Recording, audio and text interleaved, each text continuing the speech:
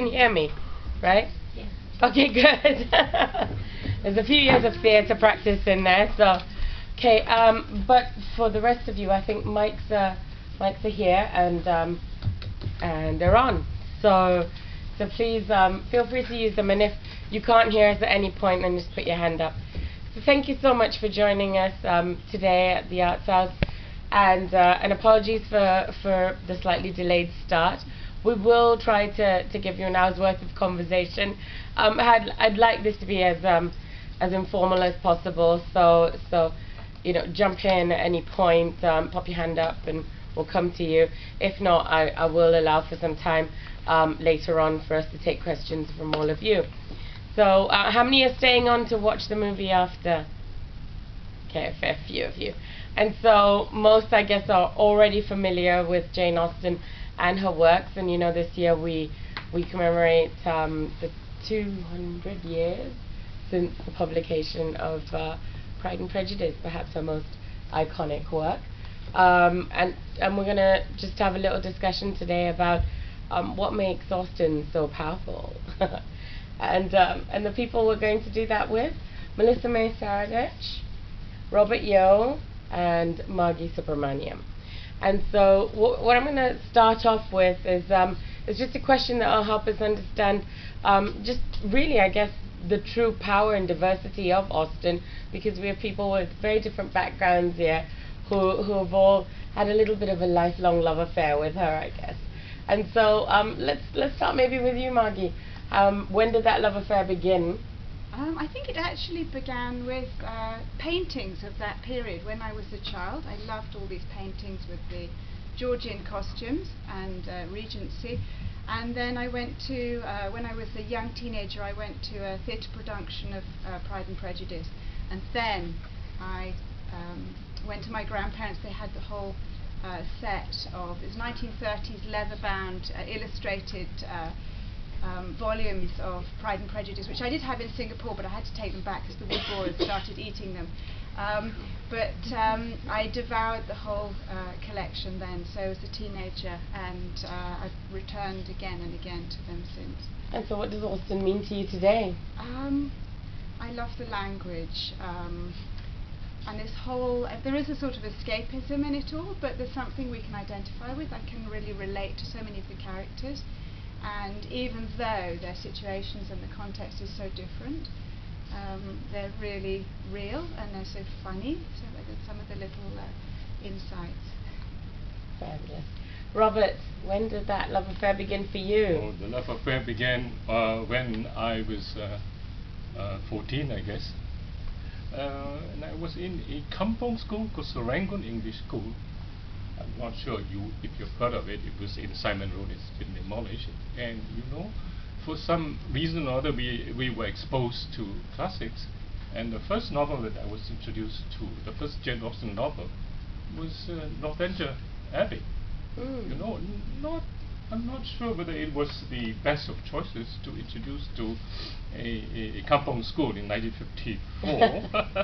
I'm not sure that if I enjoyed it, but the next year, 1955, sorry, it was 55 and 56, when I was in doing my O-levels, we were doing Pride and Prejudice. And Pride and Prejudice was astonishing. It sort of grabbed me.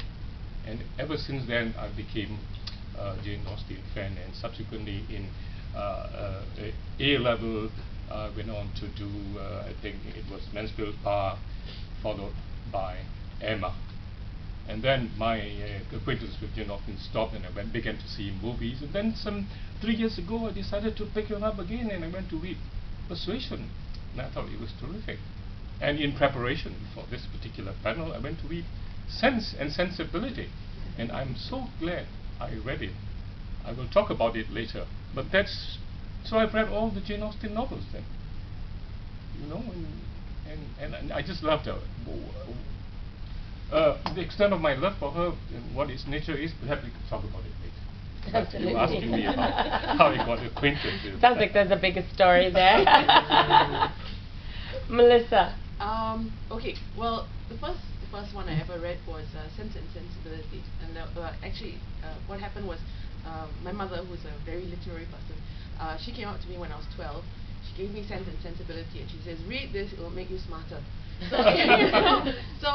Because my mother, my mother, she's fanatical about all these things, and we started very young reading literary things, reciting Maud Arthur by heart and all that kind of thing. But when she gave this to me, so I thought it was a thick book, and I thought it was quite a chore to get through.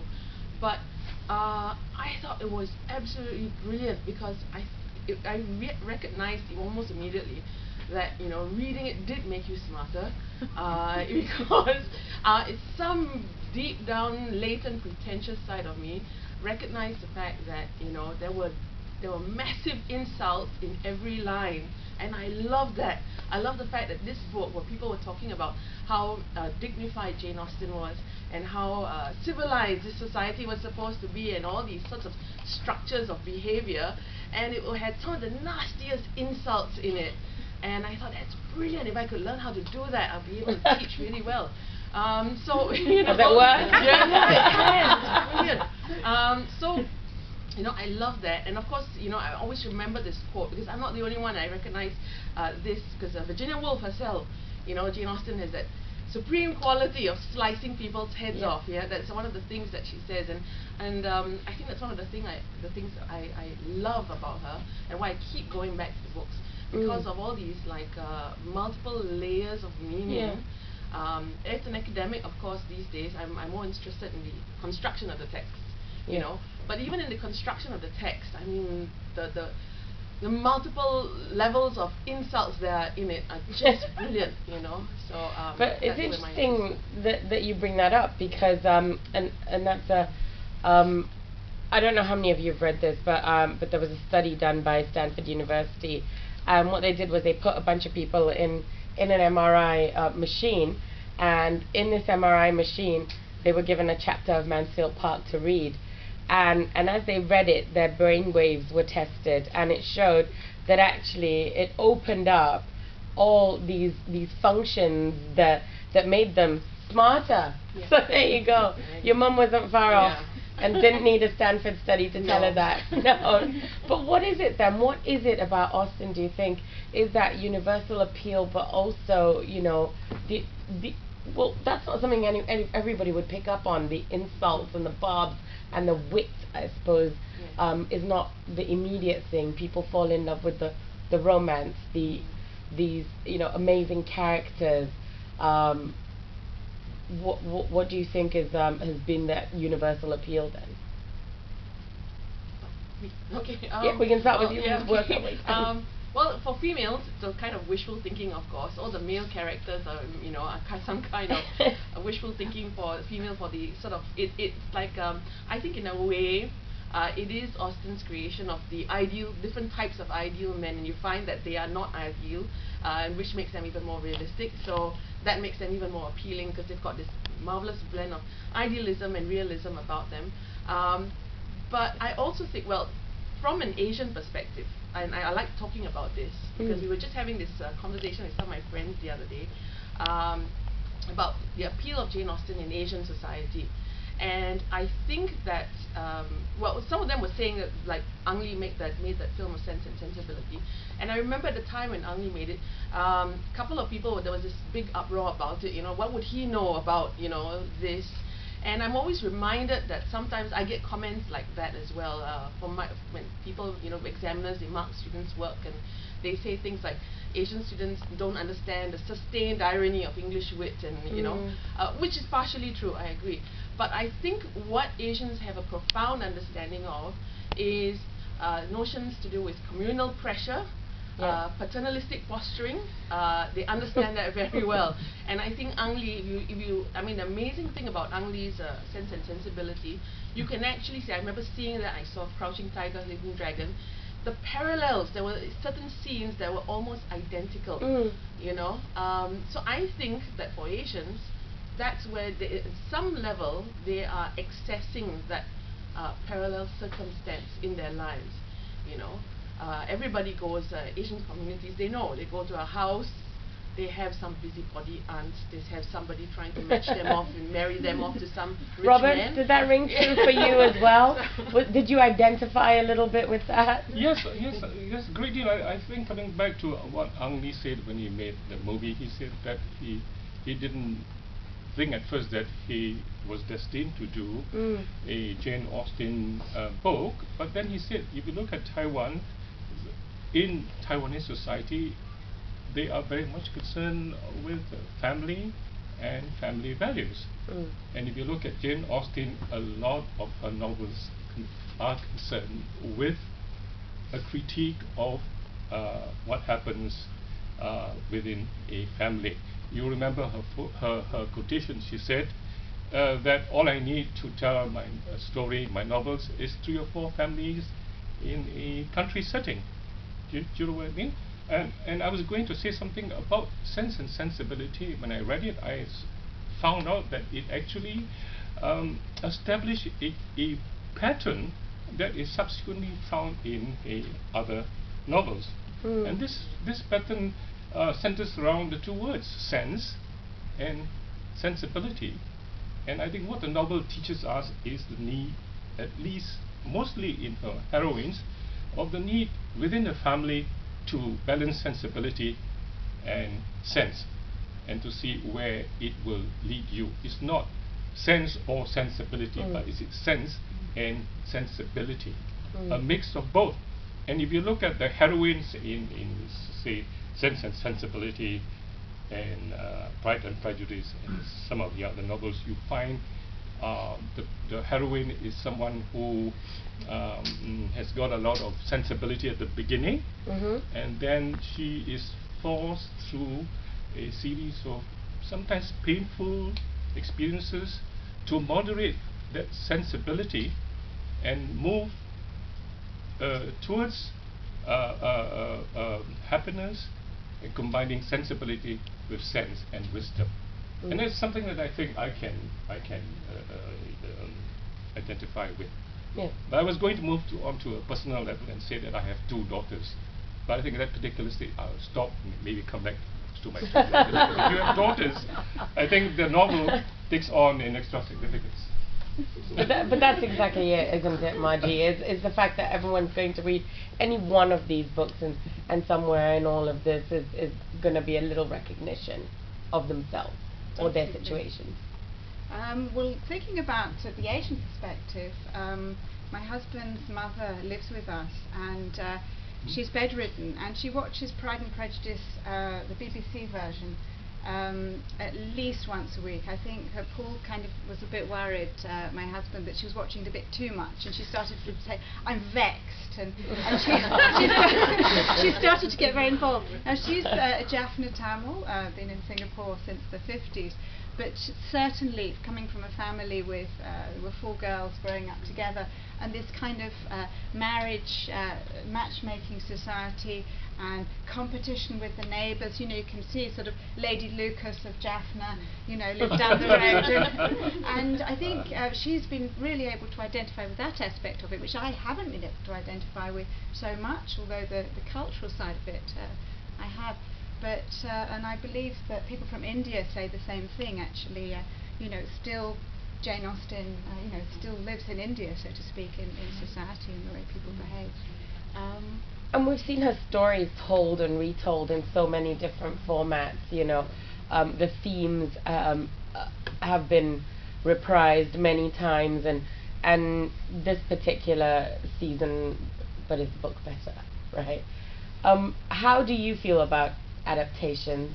Has anybody taken too many liberties, or do you think we've been largely fair to her and the telling of her work? Well, I think in the I think it was 1980s. There was 1980. There was a very good BBC production, which I don't know if anyone here saw that one, with Elizabeth Garvey and David Rintoul, and it was actually very, very true to the text. And it was very good. Yeah, you can actually see it on YouTube. You're talking about Pride and Prejudice? Sorry, yeah. But I think when the Colin Firth wet shirt version along, suddenly it became nearly everybody's favourite, in spite of the other one being very true to the book, because it gave a very three-dimensional picture, whereas the other one was very faithful. Of course, Jane Austen couldn't put everything in her novel, and I think I'm right, you would know, Melissa, there's no scene in any Jane Austen novel where a woman wasn't present. Am I right? There's always a woman in the room, whatever's going on. And actually, for us to understand and fall in love with Mr. Darcy in the way that Lizzie was falling in love with him in a movie, to really appeal and sort of get the whole audience involved, I suppose the director wanted to actually show Mr. Darcy as someone who would, I mean, they would, on a hot day, you've ridden how many hundreds of miles across the countryside, you don't have a swimming pool, we want to go swimming. He's got a pond or little lake, and it's hot, and it's home, he's come home, he'd take off his clothes, and actually it probably wasn't anything there that he might not have done. Yeah. And it did swing the door open to Austen for a lot of people for whom Austen was, you know, unknown or losing some relevance, right? Do you think? Well, I know there were a couple of Freudians who had a field day with that. In academic circles, yeah, a whole bunch of Freudians had a field day with him going into the water and, you know, reliving that birthing experience, and it was quite getting a bit ridiculous. But I just wanted to comment, there was actually a scene in Mansfield Park. There are a couple of scenes where Sir Thomas Bertram speaks to his son, Edmund Bertram, alone. And that's in the book, you know. Right, yeah, right. there are a couple of scenes like that. Yeah. And that's the one particular one that I like, because I think that most feminists have got it wrong. Because most feminists feel that, you know, Mansfield Park, they hate Fanny Price, and, you know, they say that she, you know, insipid woman deserves an insipid man, and that's why she ends up with Edmund Bertram. But I think a lot of feminists get it wrong, because I think that's one of the most feminist texts, actually. There's a lot of comments about, like I said, you know, patriarchal posturing and this sort of ganging up by men against this one woman to kind of try and coerce her to get married, which you don't actually see in any of the other texts. That kind of male sort of bonding, literally a male bonding to get this woman to marry this particular man. So you know, that's the thing that's, I think, unusual about Mansfield Park. You had a particular view on that, though, didn't you? You had a piece you were going to... You're reminding me, though, because also not just the males ganging up against Fanny, but Lady Bertram, who was so insipid herself. Yes. Fanny lived there for 10 years, was it, at Mansfield Park? Yes. And the only piece of advice, I think, that Lady Bertram ever gave her, and she was with Lady Bertram all the time, she was like Lady Bertram's other lapdog, and the only piece of advice Lady Bertram ever gave was that, oh, if you get a good offer of marriage, dear, you must accept it, or something like this, and it's, yes, and you must do this. But it's not limited to Mansfield Park, and we'll come back to that, because I think that coercion to marriage and societal pressures just come up in different forms, and that is a little bit of an Austen signature, really. But you had a piece you were going to read to us. I've just finished reading it, but and Fanny, of course, she said, no, I will not marry him because I don't love him, and I don't approve of his morals, and that was the sort of and she was normally so kind of fragile and did what everybody said, but here she said no. So Sir Thomas sent her to Portsmouth. I don't know how many of you have read Mansfield Park. I know it's her least popular novel, I think. But she was sent to Portsmouth back. She was the poor relation who'd come to live at Mansfield Park and receive charity from her rich cousins. And so Sir Thomas thought, well, perhaps if he sent her back home to Portsmouth, she might have this sort of reality drummed into her as to actually how fortunate she was, having an offer of marriage from a rich, handsome, clever man with a wonderful estate, and look at, you know, to go back to her roots and see her where she came from in Portsmouth. And there's this wonderful scene, it's a very short little scene, because Fanny is desperate. She just wants to get rid of Henry Crawford. She can't bear him, and she's horrified because he turns up in Portsmouth. And what she wants more than anything is just for him to go away and be out of her life completely. But there's this very human side of Fanny. Henry Crawford suggests going for a walk. And so off they set, Fanny and Susan, Fanny's sister, with Henry Crawford down the street. And Fanny desperately, wanting to be anywhere than with Henry Crawford. But it was soon pain upon pain, confusion upon confusion. So they were hardly in the high street before they met her father, whose appearance was not the better for its being Saturday. He stopped, and ungentlemanlike as he looked, Fanny was obliged to introduce him to Mr. Crawford. She could not have a doubt of the manner in which Mr. Crawford must be struck. He must be ashamed and disgusted altogether. He must soon give her up, and cease to have the smallest inclination for the match. And yet, though she had been so much wanting his affection to be cured, this was a sort of cure that would be almost as bad as the complaint. And I believe there is scarcely a young lady in the United Kingdoms who would not rather put up with the misfortune of being sought by a clever, agreeable man than have him driven away by the vulgarity of her nearest relations.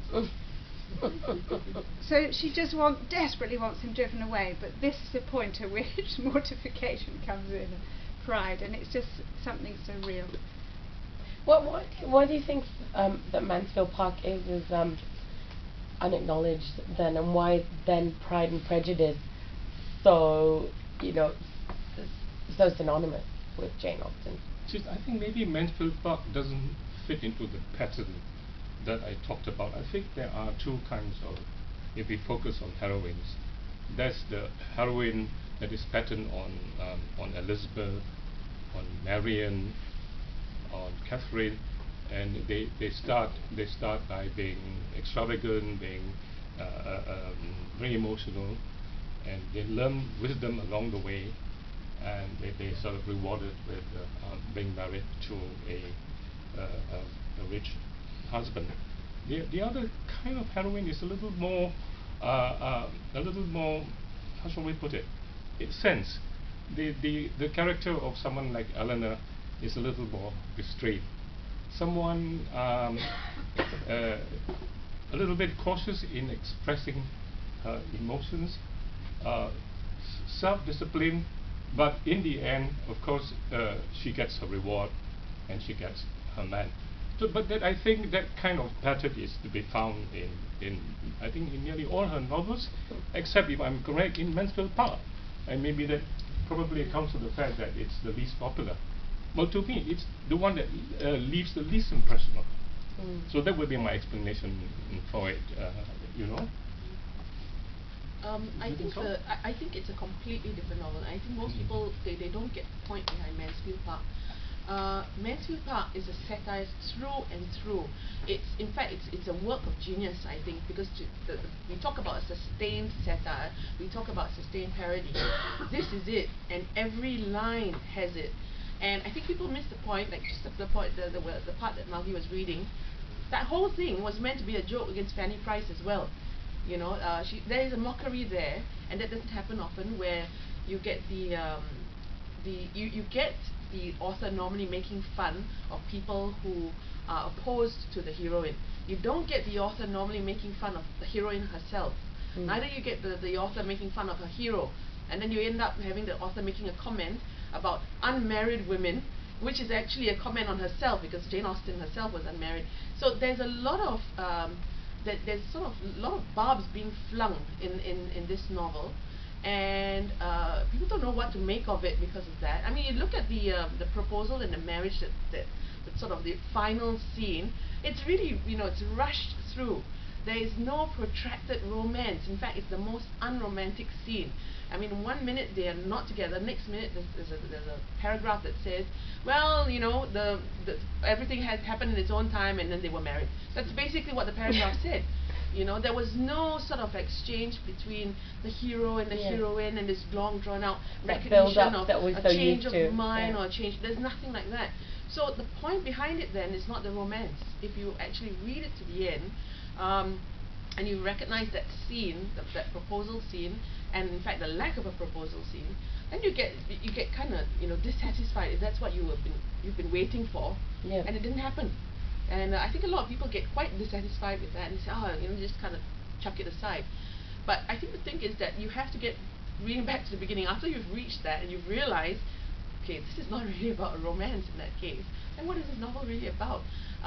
You read it again, like I said, you start to detect all these parodies and all these sort of criticisms of various kinds of people, and she's writing a completely different type of work. I know that the movie version, right, they did a whole post-colonial spin on it, right? The one that was screened here, the Mansfield Park. And what they did was they combined Mansfield Park, I mean the attributes of Fanny Price, with the attributes of Jane Austen, and they combined her letters, and you know they produced this thing. But films are creatures in themselves. You can't, you know, I mean, I don't think it's fair to compare them in the first place. But the fact is, I think nobody has actually reached the stage with Mansfield Park where they're actually able to produce something that is close to what she actually wanted. That's my suspicion. Yeah, of course I might be taking a big leap with this, but yeah. If you say that Mansfield Park is as complex as you make it out to be, then it probably is very difficult to film. Yeah. Isn't that so? That's right. It would more likely live as a literary text. And I think that reference to the parallels with her life as well. In which of her novels for you, Margy, do you think she left the most of herself? I think there's certainly, in Lizzie Bennet, I think there's certainly some of Jane Austen in the wit and the not the vicar's daughter, that's Catherine. Yeah, but I think also even in Mary Crawford, who's not a heroine, who we sort of love but we love to hate as well, with the witticism. I think she's got a bit of Eleanor and a bit of Marianne. I think probably she's more like Marianne of Sense and Sensibility, but yet as she grows older she probably becomes more like Eleanor. Certainly when she was, I think, 20, she met Tom Lefroy, who was an Irish, he just finished university, young lawyer, who became, I think, Lord Chief Justice of Ireland later, so possibly there could have been a future for them. But he was the eldest son, there wasn't much money there, and he had to provide for his family, and there was no way he could marry a penniless girl, however attractive she was. But so I think her relationship, because her letters, she actually talks about how she only met him at a few balls, so it was a very short-lived romance, but she talks about how much she flirted with him, and she danced 6 dances or something. It was actually a little bit